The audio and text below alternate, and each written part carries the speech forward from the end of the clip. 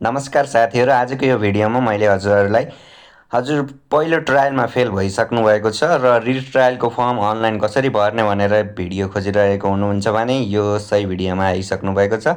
र मैले हजुरहरूलाई स्टेप बाई स्टेप सिकाउने छु कि रिट्रायलको अनलाइन फर्म कसरी भर्ने भन्ने बारे सम्पूर्ण जानकारी यो भिडियोमा दिनेछु। सुरुदेखि अन्तिमसम्म हेरेर साथ दिनुहोला। सर्वप्रथम हजुरहरूले कुनै ब्राउजर ओपन गर्नुहोस्, जस्तै गुगल क्रोम ओपन गरेर EDIVRS लुम्बिनी बागमती जुन प्रदेश हो हजुरको त्यो सर्च गर्नुहोस् र त्यसमा इन्टरफेस खुल्छ।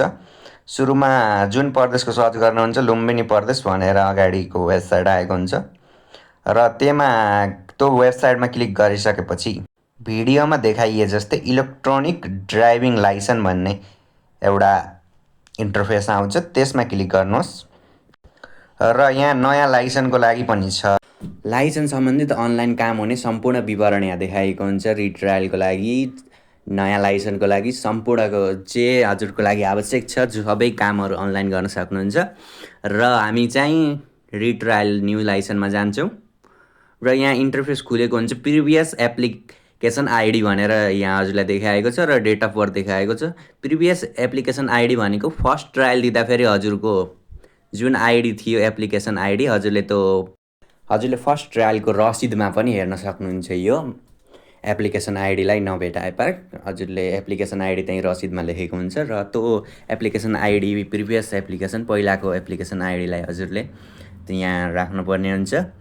र सेकेन्डमा गएर हजुरले डेट अफ बर्थ रहेको हुन्छ। डेट अफ बर्थमा गएर आफ्नो डेट अफ बर्थ जुन छ त्यहीँ डेट अफ बर्थ राख्नुपर्ने हुन्छ। तर मेरो चाहिँ लुम्बिनी प्रदेशको म 3 दिन अगाडि नै ट्रायल फेल भएको, त्यही भएर अहिलेसम्म मेरो यो अनलाइन सिस्टममा म ट्रायल फेल भएको भनेर अझैसम्म राखिदिएको छैन। त्यही भएर मेरो चाहिँ अहिलेसम्म मिलिरहेको छैन।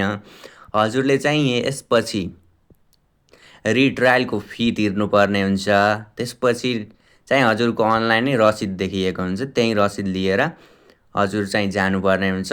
जुन दिन ट्रायल डेट फिक्स गरेपछि जुन दिन ट्रायल हुन्छ त्यो दिन जानुपर्ने हुन्छ र त्यो अनलाइन जुन हजुरले रिट्रायलको फी तिरेपछि जुन कागज देखाउँछ त्यसलाई प्रिन्ट निकालेर हजुरले यातायात कार्यालय गएपछि हजुरको काम हुन्छ।